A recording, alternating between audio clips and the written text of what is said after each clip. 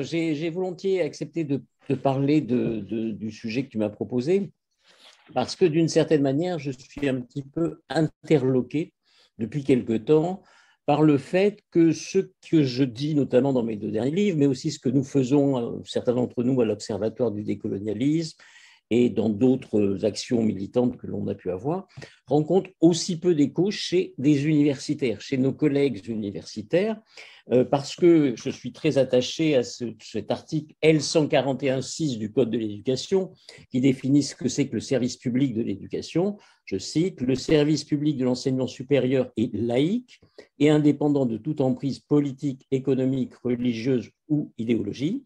Il tend à l'objectivité du savoir, il respecte la diversité des opinions. Or, tous les woke auxquels nous avons affaire contredisent chacun des éléments de cette formule. Et ce que je trouve absolument renversant d'une certaine manière, c'est que quasiment aucun de nos collègues, enfin on se connaît tous ceux que je le dis quelquefois, mais effectivement, il n'y a pas beaucoup de gens qui osent parler. S'agissant par exemple aussi de mon... Alors là, c'est une question plus personnelle, mais mon dernier livre, effectivement, il y a deux personnes qui ont osé venues. Alors, je précise pour ceux qui ne me connaîtraient pas, je viens du côté des Lumières, si je puis dire. J'ai passé toute une carrière de ce côté-là. Et effectivement, la terreur règne, c'est-à-dire que personne n'ose dire qu'il s'intéresse à mon livre. Il y a deux personnes simplement, je les cite. J'espère que vous ne le direz pas en dehors parce que sinon ça va les compromettre. Dominique Schnapper et Jean-Louis Fabiani ont fait chacun un compte-rendu tout à fait sympathique, intéressant de mon livre. Mais on va me dire, ce sont des mâles ou des femmes blanches d'un certain âge et donc ça ne compte pas. Et c'est ça qui est très étonnant, je trouve, c'est effectivement l'absence totale enfin, sauf exception, les gens qui devraient défendre l'université, les Lumières, la raison, un certain universalisme, etc., ne se manifestent pas du tout. Et ce qui est très étonnant aussi, c'est alors là, c'est une surprise très étonnante, mais bon, ça ne va pas me faire me convertir du jour au lendemain. En revanche, certains croyants comprennent vaguement ce que je dis et qu'effectivement, refuser l'idée de vérité ou la recherche de la vérité, c'est un problème. Penser que nous sommes tous déterminés par une race, une communauté de naissance, c'est un problème. Penser que l'on peut changer de genre à volonté et que le corps n'existe pas, c'est un problème. Et c'est un problème non seulement, dans ce cas-là, épistémologique ou théorique, c'est un problème pratique, puisqu'on voit maintenant des étudiants, j'ai cité ça récemment, à l'université du Minnesota, qui, au lieu de prêter serment à Hippocrate, prêtent serment à se battre contre la binarité du genre, contre le suprémacisme blanc et pour les savoirs indigènes. C'est quand même quelque chose qui est assez étonnant. On voit une centaine d'étudiants complètement endoctrinés qui prêtent serment à se battre contre dans la lignée woke. Et c'est effectivement quelque chose, moi, que je trouve très, très surprenant. Je n'ai pas vraiment d'explication. Alors, le problème, c'est que j'en parle avec vous qui faites partie des résistants ou des dissidents. Donc, on est tous dans le même... On est un petit peu dans le même point, dans le même état, si je puis dire. Alors, je voudrais redire quelques mots sur ce que représente, à mon avis, le mouvement woke, selon moi. Je pense que c'est assez simple et d'une certaine manière, on peut le résumer assez facilement. D'abord, je dis que c'est une religion. Alors, ce que je veux dire par là, c'est qu'effectivement, c'est une vision globale du monde. Ils ne voient pas le monde de la même manière que nous. C'est quelque chose, un changement radical de vision du monde. C'est une vision du monde dont ils ne veulent pas discuter. Il y a un refus très délibéré de l'argumentation. C'est résumé par un des étudiants woke d'Evergreen qui dit à son professeur qui essaie d'argumenter avec lui, la logique c'est raciste, donc pas de discussion possible. Il y a une volonté effectivement de persécuter les hérétiques, d'annuler tous ceux qui ne sont pas d'accord, et on connaît tous ce phénomène dans nos lieux de travail, etc. Donc nous sommes annulés, nous, on n'existe plus. Et puis, il y a aussi un prosélytisme tout à fait étonnant. Il faut convertir de nouvelles générations à tout cela. Donc, c'est une religion au pire sens du terme. Et ce sur quoi j'insiste, c'est que c'est, à mon avis, à ma connaissance, la première religion qui soit née dans les universités. Et ça, c'est un problème très particulier parce que, évidemment, l'université était traditionnellement, depuis le 19e siècle en tout cas, le lieu de la critique rationnelle, de la critique scientifique, de l'histoire critique des religions, etc. Et là, c'est cette institution qui est au cœur de la raison des Lumières qui est complètement pénétrée par cette religion. Et donc ça, c'est un vrai problème.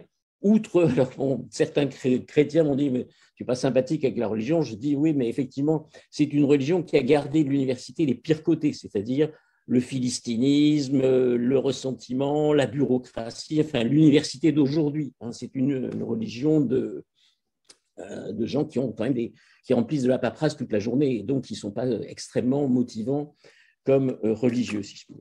Donc il y a cet aspect religion et il y a effectivement une critique, me semble-t-il, je le donnerai quelques exemples tout à l'heure, extrêmement directe des Lumières. C'est-à-dire qu'on retrouve chez ces auteurs exactement les formulations des anti-Lumières. C'est-à-dire, j'ai cité dans le livre quelques passages de Bonald, de Maistre, etc., qui disent exactement la même chose que les auteurs des Lumières, que les auteurs woke, pardon.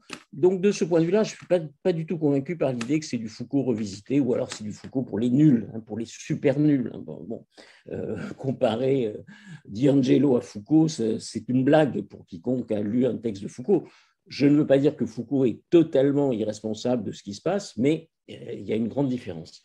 Donc, c'est d'abord une religion, ça c'est le point général. À mon avis, il y a 3 thèses principales, ou 4 si l'on veut, mais il y en a 3 qui nous intéressent. Première thèse, c'est la thèse sur le genre, c'est-à-dire la théorie du genre, qui, à mon sens, est le cœur de cette religion parce que c'est une promesse vraiment nouvelle, c'est-à-dire on va se libérer du corps, votre corps ne vous plaît pas, vous pouvez en changer, la réalité n'existe pas d'une certaine manière, et donc avec des conséquences tout à fait destructrices, c'est-à-dire l'idée notamment que la biologie n'est pas une science, c'est une doctrine patriarcale et viriliste. Il y a des collègues, dont je donne le nom dans le livre, qui sont soi-disant des philosophes des sciences et qui expliquent que la biologie est patriarcale et viriliste, il faut faire une autre biologie gynocentrée, etc. C'est, pour les plus anciens d'entre nous, on se rappelle de Staline, science bourgeoise, science prolétarienne, on est retombé là-dedans. Donc ça, c'est tout à fait étonnant. Cette notion de genre est en plus, je dirais, c'est une attaque contre la science, c'est une attaque aussi contre la réalité, parce que les corps existent. Alors, pour avoir dit ça dans un papier, dans un journal, je suis maintenant qualifié de transphobe parce que j'ai écrit que la biologie est une science, les corps existent. Oui, je maintiens, et tant pis, je serai transphobe une deuxième fois, mais il y a vraiment cette volonté de nier complètement la réalité. C'est en ce sens que ça a fait penser un peu à la gnose ou à une doctrine millénariste, hérétique. Bon, il y a vraiment l'idée que le corps, c'est le mal et on peut en faire ce qu'on veut. Et dernier point qui est un peu à côté de ce dont je voulais parler aujourd'hui, mais qui me semble important, c'est qu'évidemment, cette histoire de genre et de gnose, ça colle tout à fait avec le transhumanisme, avec les idéologies des GAFAM. Ce n'est pas par hasard que les GAFAM sont à fond derrière tout cela. C'est-à-dire on sait que Amazon, par exemple, qui exploite ses livreurs au maximum, peut vous payer votre changement de genre si vous le demandez, etc. Et donc, il y a vraiment l'idée que ça colle avec le métaverse, etc. Et c'est pour ça que je pense que c'est pas quand on me dit c'est une religion universitaire, c'est pas grave, ça va pas sortir des universités. Si, c'est déjà sorti, et il me semble que ça colle beaucoup avec beaucoup de choses. Alors, en plus, mais là, je m'éloignerai du sujet, il est clair que cette histoire du genre a des conséquences catastrophiques sur les jeunes adolescentes en particulier, voir tous les travaux, et vous connaissez tous des gens de l'Observatoire La Petite Sirène qui luttent courageusement pour essayer d'arrêter cette folie, mais effectivement, il y a l'idée que le malaise adolescent va être expliqué et solutionné par cette histoire du changement de genre. Donc ça, c'est la première chose qui, à mon avis, effectivement, est tout à fait contradictoire avec la science, avec la médecine au sens de primum non nocere, d'abord ne pas nuire. Et donc, ces médecins qui lancent des gamins dans des parcours de transition de genre sont, à mon sens, des criminels, et j'espère qu'ils vont un jour être jugés. Je pense qu'ils vont l'être, d'ailleurs. Ça, c'est le premier point. Donc, ça, c'est la première thèse, c'est la théorie du genre. Ça, c'est vraiment nouveau, d'ailleurs. Alors, il y a une deuxième thèse qui est ce qu'ils appellent la théorie critique de la race, qui a c'est une vieille histoire, hein, ça commence avec Derrick Bell dans les années 60 à peu près, mais l'idée principale de la théorie critique de la race, c'est qu'effectivement, si vous êtes antiraciste, il faut toujours considérer la race. Donc, ça veut dire que la phrase qui les choque le plus, c'est la phrase « Je me moque que vous soyez noir, jaune, blanc ou vert, je considère en vous une personne ». Ah, si vous dites ça, c'est que vous êtes vraiment raciste parce qu'il faut toujours considérer la race. Ce qui veut dire qu'il faut effectivement envisager la race pour discriminer en faveur de celui qui a été discriminé jusqu'à présent. Donc, il faut des discriminations futures pour régler des discriminations présentes. Et donc, c'est une doctrine tout à fait étonnante puisque il y a l'idée qu'on ne peut jamais se débarrasser de son identité communautaire de départ et on enseigne dans les écoles aux enfants américains qu'ils sont blancs, qu'ils sont racistes dès 2 ans, noirs ou racisés, comme ils disent, qu'ils sont et seront toujours des victimes. Alors, ce qui est rassurant, si je puis dire, c'est que ceux qui sont les plus remontés contre cette histoire, ce sont souvent des parents noirs ou métis ou autres, qui ne veulent pas qu'on enseigne à leurs enfants qu'ils sont uniquement des victimes.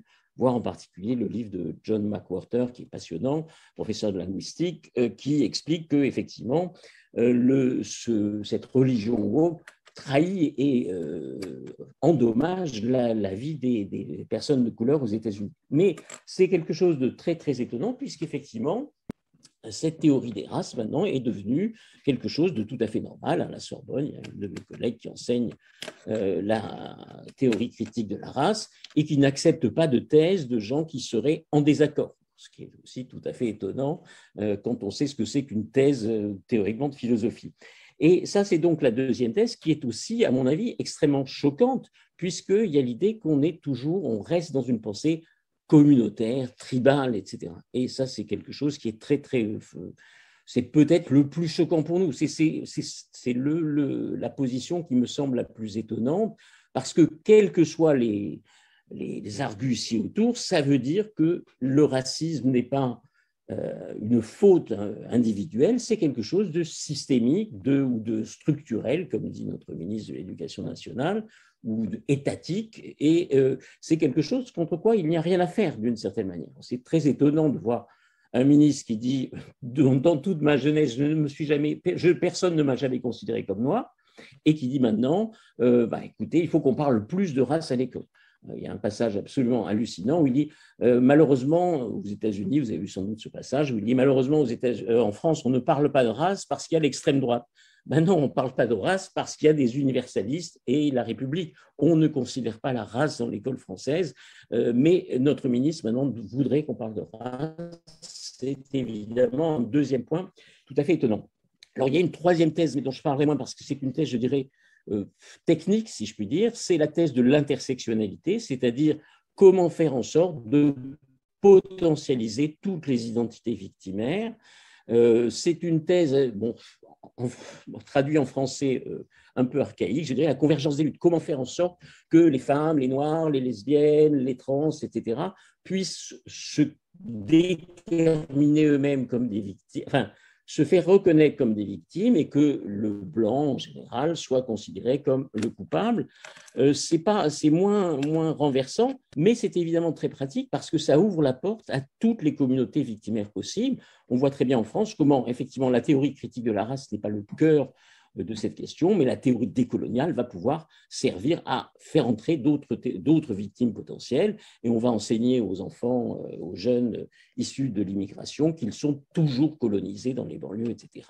On voit les ravages que fait ce décolonialisme, voir aussi l'islamo-gauchisme et voir comment les militants islamistes, je cite en particulier cette chaîne hallucinante qui est AJ+, payée chaîne du Qatar, Al Jazeera, pour les jeunes, qui fait la propagande de toutes ces idées woke, alors que, évidemment, ce n'est pas tout à fait le centre de la politique au Qatar.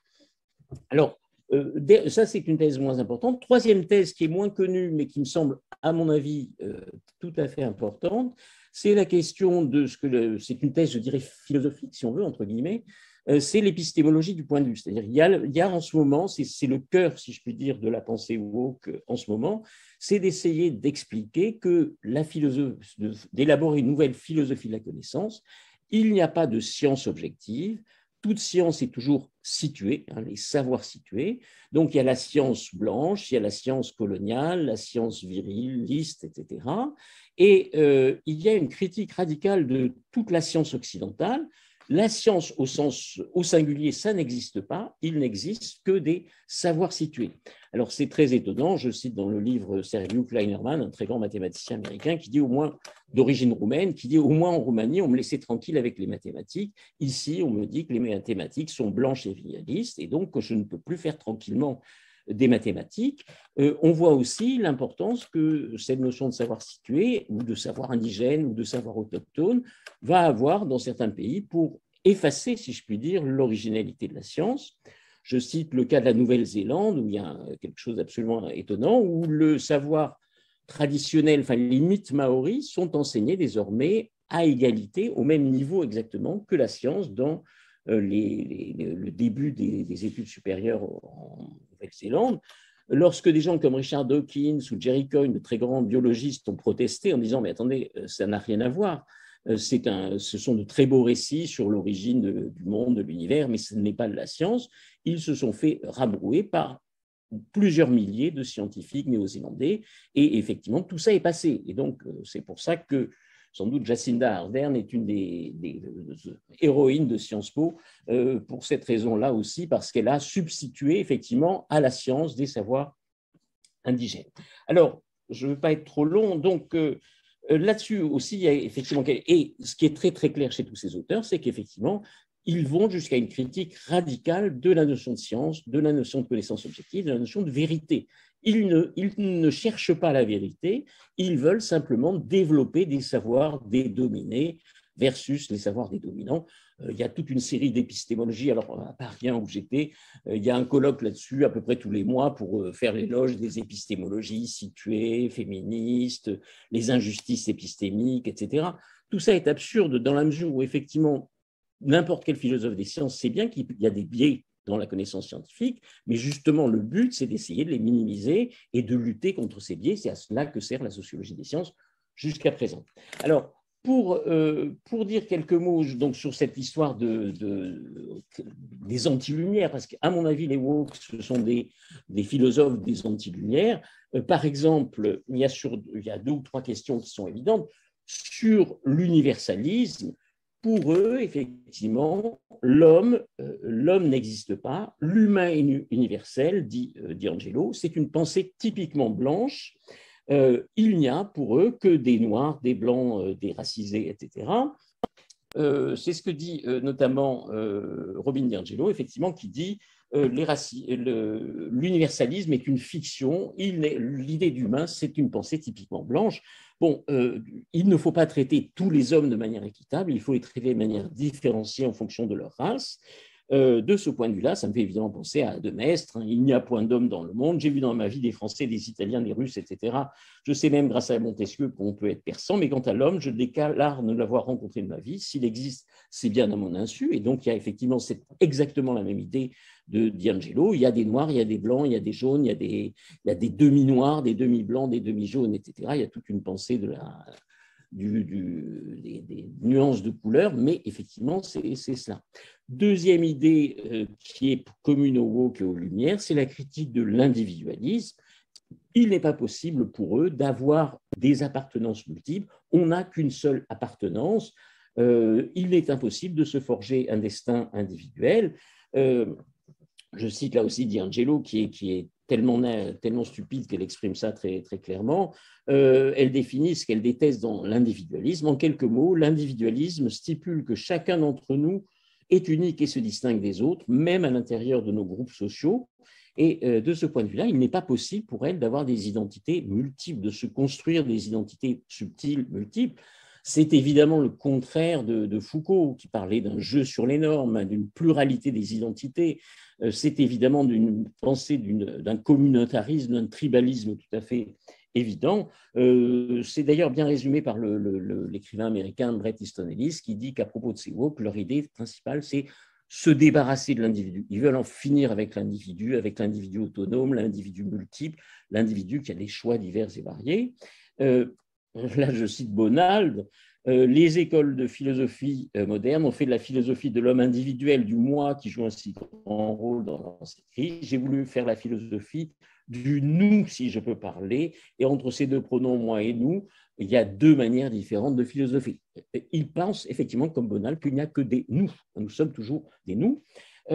Troisième critique, effectivement aussi tout à fait étonnante, c'est que les plus radicaux d'entre eux, je pense en particulier à deux juristes de la théorie critique de la race, Delgado et Stefan Cich, qui expliquent qu'effectivement, il ne faut pas mettre en cause simplement l'universalisme et l'individualisme, mais aussi la notion de progrès, le rationalisme des Lumières, c'est ce qu'ils expliquent, contrairement au discours traditionnel sur les droits civiques, donc Martin Luther King, qui met l'accent sur l'incrémentalisme et le progrès par étapes, la théorie critique de la race remet en question les fondements même de l'ordre libéral, notamment la théorie de l'égalité, le raisonnement juridique, le rationalisme des Lumières et les principes neutres du droit constitutionnel. Donc c'est une attaque radicale contre l'ensemble des Lumières, l'universalisme, le droit, la raison, etc. Et effectivement, l'idée aussi que cette idée, la connaissance objective, c'est quelque chose qu'ils ne peuvent pas supporter. La science au singulier, c'est quelque chose qu'il convient de refuser. Et ils veulent faire, au contraire, l'éloge des connaissances antérieures, une sorte d'éloge de ces savoirs indigènes qui s'apparente assez à l'éloge des préjugés que l'on voyait chez Maistre, qui opposait cet éloge des préjugés à la pensée des Lumières. Alors, pour ne pas être trop long, voilà, donc à mon avis, il y a vraiment, si on voulait caractériser la pensée woke, je dirais que c'est une pensée anti-lumière, c'est une pensée des contre-lumières. Alors, ce qui est très étonnant, c'est effectivement l'absence, si je puis dire, de réaction des héritiers des Lumières. C'est ce qui est le plus gênant et c'est ce sur quoi j'espère avoir votre point de vue.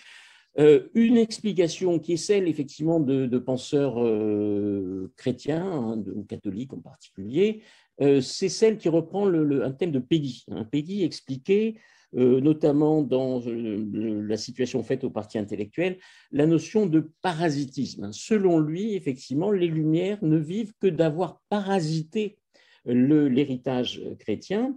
Je vous cite ce passage de Peggy. En réalité, avec un aplomb imperturbable, et qui est peut-être sa seule invention et tout ce qu'il y a de lui dans l'ensemble du mouvement, le monde moderne vit presque entièrement sur les humanités passées qu'il méprise et feint d'ignorer, dont il ignore très réellement les réalités essentielles, dont il n'ignore point les commodités, usages, abus et autres utilisations. La seule fidélité au monde moderne, c'est la fidélité du parasitisme. Il y a cette idée de parasitisme, et on retrouve la même idée aussi d'une certaine manière chez Chesterton, effectivement, dans La Chose, hein, sur la question de savoir si l'humanisme est une religion, il explique que le monde moderne vit sur le capital, d'une certaine manière, du monde chrétien. C'est ce que dit par exemple aujourd'hui quelqu'un comme Brague ou Chantal Delsol, qui explique qu'au fond, la notion de vérité, c'est ce que dit Chantal Delsol, c'est un sujet qui serait à discuter plus en détail.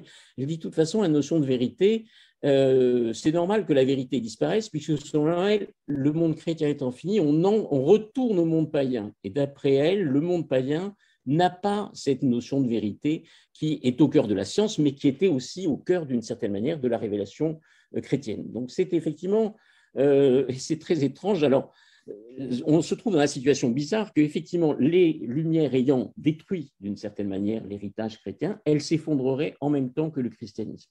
Alors, évidemment, je ne viens pas du tout de là, mais c'est une question qui, je pense, est tout à fait intéressante. Comment expliquer effectivement cette absence de réaction? Je dirais que c'est la même chose. On se retrouve face au même débat autour de la question de la laïcité, dans un domaine un petit peu à côté. Beaucoup d'entre nous appartiennent à des listes de diffusion où certains se plaignent du fait que face à une religion extrêmement forte et épaisse, hein, si je puis dire, qui est l'islam, la laïcité, avec ses concepts vides, d'une certaine manière, ses concepts d'universalisme abstrait, ses concepts de laïcité, n'arrive pas à répondre. Alors ça me fait penser, de ce point de vue-là, à une autre auteure que je trouve toujours très subtile et très courageuse par ailleurs, qui est Ayaan Hirsi Ali, hein, la célèbre députée somalienne qui vit réfugiée aux États-Unis maintenant, dont Theo Van Gogh, avec qui elle avait fait un film, a été assassinée, qui explique que selon elle, l'Europe ne pourra échapper au devenir musulman qu'à condition de redevenir chrétienne. Alors, le problème, c'est qu'il faut encore pouvoir le faire. Et bon, je suis assez comme Houellebecq dans Soumission. J'ai beau entrer dans des églises, ça ne marche pas. Hein, ça ne marche pas pour l'instant. Mais c'est une vraie question. C'est-à-dire, est-ce qu'il ne faudrait pas un contenu plus positif aux valeurs universalistes, républicaines, etc. Alors, on pourrait se dire que c'est la nation. Peut-être on pourrait se dire que c'est la nation française qui pourrait suffire. Je ne sais pas. Et donc, en tout cas, moi, ce que je trouve très étonnant, c'est, je vais finir puisque là, je dépasse mon temps, je pense, ce que je trouve très étonnant, c'est que ce que je viens de dire, ça me semble être le b.a.-ba de l'universitaire républicain. C'est-à-dire, on peut pas, si on nie effectivement la vérité, si on nie la science, etc., bon, ben, on change de métier, enfin bref. Or, quand même, l'immense majorité de nos collègues, je suis désolé de le dire à ceux qui ne sont pas universitaires et qui ne connaissent pas le problème, sont OK avec tout ça, ou en tout cas n'osent rien dire. Et donc, c'est ça qui me semble, c'est ça le vrai problème, et je ne sais pas d'où vient, et là, je dois dire que j'ai pas, ce sera peut-être l'objet d'un prochain livre, mais j'aimerais comprendre pourquoi il y a eu aussi peu de réactions. Bon, je salue vous tous qui êtes en général des résistants comme j'essaie de l'être, mais c'est quelque chose de très dérangeant pour moi. Je n'arrive pas vraiment à le comprendre, d'autant que ça prend des formes extrêmement radicales. C'est-à-dire des gens avec qui j'étais très ami depuis 30 ans ne me parlent plus, ne me calculent pas. Donc c'est très, très, très étonnant et j'espère que vous avez des idées à me suggérer pour comprendre cet effondrement, si je puis dire, du tonus républicain.